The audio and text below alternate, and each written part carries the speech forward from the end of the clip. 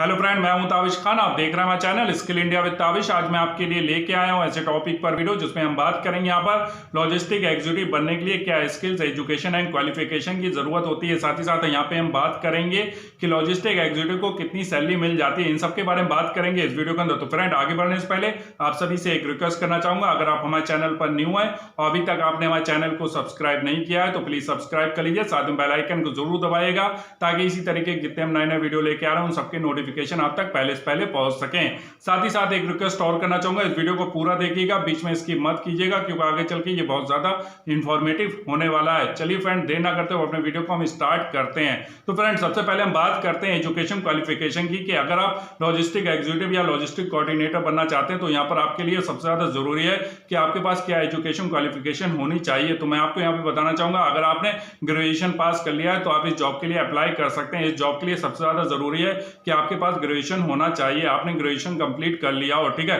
तो यहाँ पर आपको जॉब आसानी से मिल जाएगी। इस जॉब के लिए ग्रेजुएशन बहुत ज्यादा जरूरी होता है। साथ ही साथ फ्रेंड, अगर आपने एमबीए किया है तो यहाँ पर आपको एडवांटेज भी मिलता है, ठीक है। इसके बाद में हम बात करते हैं, यहाँ पर आपको सप्लाई चेन मैनेजमेंट की भी नॉलेज होनी चाहिए। आपको पता होना चाहिए कि प्रोडक्ट जो है जब कंपनी से वेयर हाउस में आता है, वेयर हाउस से फिर जो है जब स्टॉक को लोड करके जो है स्टोर्स में भेजा जाता है तो उसकी क्या प्रोसेस होती है, किन चेक पॉइंट से उसको गुजरता है, ठीक है।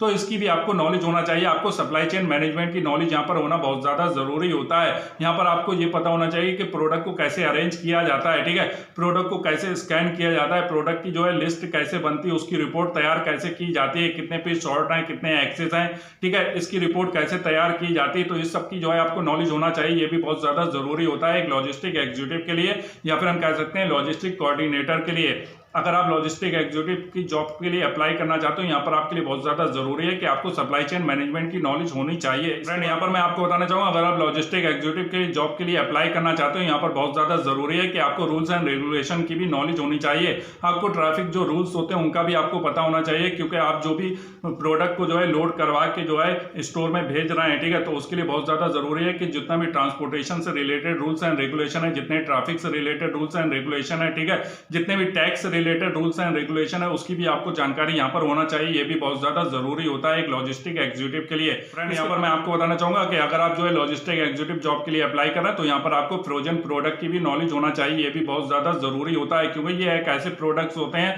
जिनको एक जो है टेम्परेचर की जरूरत होती है कि उस टेम्परेचर के अंदर ये प्रोडक्ट सही रहते हैं। अगर उसका टेम्परेचर ज्यादा हो गया तो भी वो प्रोडक्ट खराब हो सकते हैं, या फिर उसका प्रोडक्ट का जो है टेम्परेचर जो है कम हो गया तो भी वो प्रोडक्ट खराब हो सकते हैं। तो यहाँ पर जो फ्रोजन टाइप के जो प्रोडक्ट्स होते हैं, जो फ्रोजन में रखे जाते हैं, ठीक है, ठंडे एरिया में रखे जाते हैं, ठीक है, उसका जो टेम्परेचर होता है उसका आपको पता होना चाहिए कि इस प्रोडक्ट का कितना टेम्परेचर रहना चाहिए जिससे कि वो प्रोडक्ट सही रहे। तो आपको फ्रोजन जो प्रोडक्ट्स होते हैं उनकी भी नॉलेज यहाँ पर होना बहुत ज्यादा जरूरी होता है। यहाँ पर मैं आपको बताना चाहूंगा, लॉजिस्टिक एग्जीक्यूटिव के लिए बहुत ज्यादा जरूरी होता है कि उसको मल्टीटास्किंग की क्वालिटी उसके अंदर होनी चाहिए। उसको जो है यहाँ पर डिफरेंट तरीके के वर्क करने होते हैं। उसमें सिर्फ यही नहीं होता कि प्रोडक्ट को लोड अनलोड ही कराना है, यहाँ पे प्रोडक्ट का अरेंजमेंट भी कराना है, ठीक है, शॉर्ट एक्सेस को जो है अलग अलग जो है छांटना है, ठीक है, यहाँ पर जो है डिफरेंट तरीके के वर्क करने होते हैं, डिफरेंट तरीके के टास्क होते हैं, उनको जो है यहाँ पर करना होता है। यहाँ पर जैसे कि ड्राइवर की कितनी ड्राइवर जो है कहाँ पर जाएगा, ठीक है, उसके ड्यूटी का अरेंजमेंट करना, ठीक है, जितने भी लेबर्स हैं, ठीक है, जितने भी लोग वहां पर काम कर रहे हैं, जितनी मैन पावर वहां पर लगी है, ठीक है, उसका अरेंजमेंट करना, ठीक है, उसको ड्यूटी का असाइन करना है कि कब किसको क्या काम करना है, ठीक है,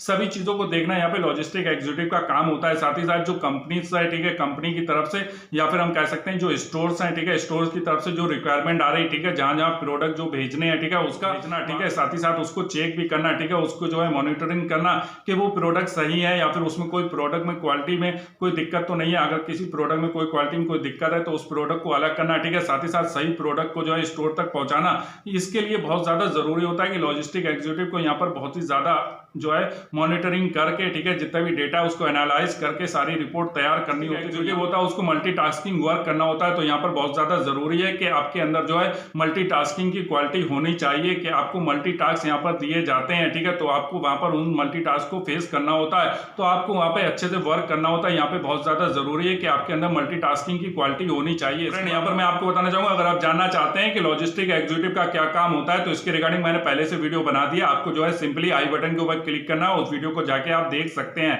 वहां पर आपको पूरी जानकारी मिल जाएगी कि लॉजिस्टिक एग्जीक्यूटिव का क्या काम होता है। अब हम यहाँ पे बात करते हैं कंप्यूटर नॉलेज। जो भी लॉजिस्टिक एग्जीक्यूटिव होता है, ठीक है, उसके लिए बहुत ज्यादा जरूरी होता है कि उसको कंप्यूटर की नॉलेज होनी चाहिए। यहाँ पर जो कंप्यूटर पे वर्क करते हैं, ठीक है, तो लॉजिस्टिक से रिलेटेड जो सॉफ्टवेयर होते हैं, ठीक है, जो कंपनी के सॉफ्टवेयर होते हैं उसके ऊपर वर्क करना होता है। तो यहाँ पर बहुत ज्यादा जरूरी होता है कि जो भी लॉजिस्टिक एग्जीक्यूटिव के लिए अप्लाई कर रहे हैं, ठीक है, तो उनको कंप्यूटर की नॉलेज होना चाहिए। ये भी बहुत ज्यादा जरूरी होता है क्योंकि यहाँ पर आपको डिफरेंट तरीके के सॉफ्टवेयर के ऊपर वर्क करना होता है और साथ ही साथ आपको डिफरेंट तरीके की रिपोर्ट बनानी होती है। साथ ही साथ जो कंपनी की तरफ से मेल आते हैं उनको भी आपको वहीं पर चेक करना होता है, मेल को सेंड करना होता है। यहाँ पर आपके लिए बहुत ज्यादा जरूरी है कि आपको कंप्यूटर की नॉलेज होनी चाहिए। अब हम यहाँ पे बात करते हैं टाइम मैनेजमेंट स्किल्स। यहाँ पर मैं आपको बताना चाहूंगा कि जो भी यहाँ पर जो है लॉजिस्टिक एग्जीक्यूटिव के ऊपर आपको काम करना होता है उसको आपको जो है टाइम से करना होता है। टाइम का आपको विशेष करके ध्यान रखना होता है कि जो भी आपका स्टॉक के रिलेटेड जो भी आपकी डिमांड आई है, ठीक है, उस डिमांड से रिलेटेड जो है आपको जो भी प्रोडक्ट है, जो भी स्टॉक है, उसको लोड करवाना है, ठीक है, और टाइम से आपको ऐसे जो है लोड करवाना है कि वो टाइम के अकॉर्डिंग जो है टाइम का आपको ध्यान रखते हुए भेजना होता है कि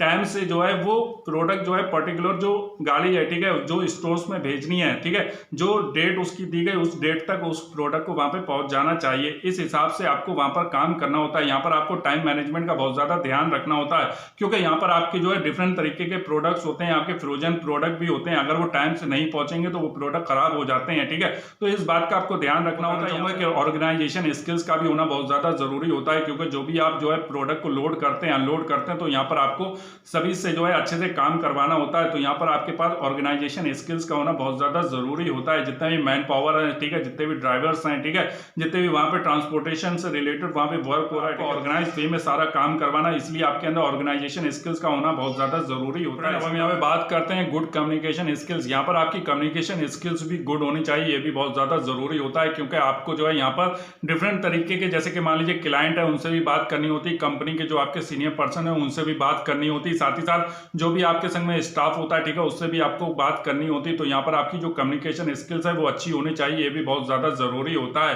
क्योंकि आपको जो है अपनी टीम के साथ में अच्छे से वर्क करना है, ठीक है, तो आपको अपनी टीम को अपने साथ में लेके चलना है। एज ए टीम लीडर आपको वहां पर वर्क करना होता है। तो फ्रेंड मैं आपको यहाँ पे बताना चाहूंगा कि आपको अपनी टीम को हैंडल भी करना होता है। इसके लिए बहुत ज्यादा जरूरी है कि आपकी कम्युनिकेशन स्किल्स अच्छी होनी चाहिए, जैसे कि आप उनसे जो है अच्छे से कम्युनिकेट कर सके, उनकी कोई प्रॉब्लम है तो उनको सुन सकें, ठीक है, उसके बाद उसका सोल्यूशन भी अच्छे से कर सकें। इसके लिए बहुत ज्यादा जरूरी है कि आपकी कम्युनिकेशन स्किल्स अच्छी होनी चाहिए। आपकी जो टीम लीडर की क्वालिटी वो आपके अंदर होनी चाहिए। आपको टीम हैंडलिंग आना चाहिए, ये भी बहुत ज्यादा जरूरी होता है। इसके बाद में हम बात करते हैं एक्सपीरियंस एंड फ्रेशर। मैं आपको यहाँ पे बताना चाहूंगा अगर आपके पास एक्सपीरियंस है तो भी आप इस जॉब के लिए अप्लाई कर सकते हैं, साथ ही साथ अगर आप फ्रेशर हैं तो भी अप्लाई कर सकते हैं। मैं आपको यहाँ पे बताना चाहूंगा ज्यादातर जो कंपनीज है वो एक्सपीरियंस कैंडिडेट को हायर करती हैं, साथ ही साथ बहुत सी ऐसी कंपनीज है जो फ्रेशर कैंडिडेट को यहाँ पर भी हायर करती हैं। तो यहाँ पर आपको जो है कभी ऐसी सोचने की बात नहीं है कि सिर्फ जो है यहाँ पर एक्सपीरियंस कैंडिडेट को ही लिया जाता है, यहाँ पर फ्रेशर कैंडिडेट को भी हायर किया जाता है। ये डिपेंड करता है कंपनी को जो है किस टाइप के कैंडिडेट चाहिए, एक्सपीरियंस कैंडिडेट चाहिए या फिर फ्रेशर, ठीक है।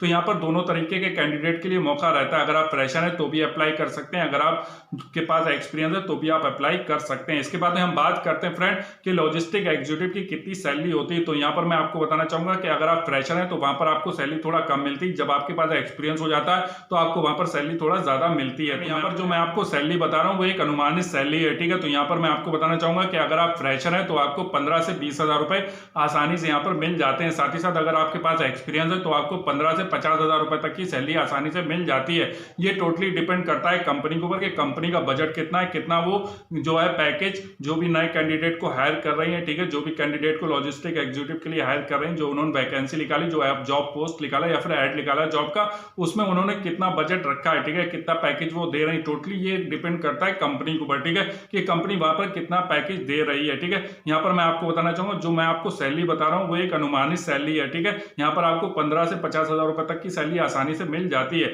तो फ्रेंड उम्मीद करता हूं कि जो जानकारी मैंने आपको इस वीडियो के अंदर दी वो आपके लिए हेल्पफुल रही होगी। अगर आपको हमारा चैनल अच्छा लग रहा है, इसी तरीके का और वीडियो देखना चाहते हैं, सिंपली हमारे चैनल को सब्सक्राइब कीजिए, साथ में बेल आइकन को जरूर दबाइएगा ताकि इसी तरीके के जितने हम नए नए वीडियो लेके आ रहे हैं उन सबके नोटिफिकेशन आप तक पहले से पहले पहुंच सकें। साथ ही साथ एक रिक्वेस्ट और करना चाहूंगा, इस वीडियो को लाइक जरूर कीजिएगा, शेयर जरूर कीजिएगा और कमेंट करके जरूर बताइएगा आपको हमारा वीडियो कैसा लगा। Thank for watching my video.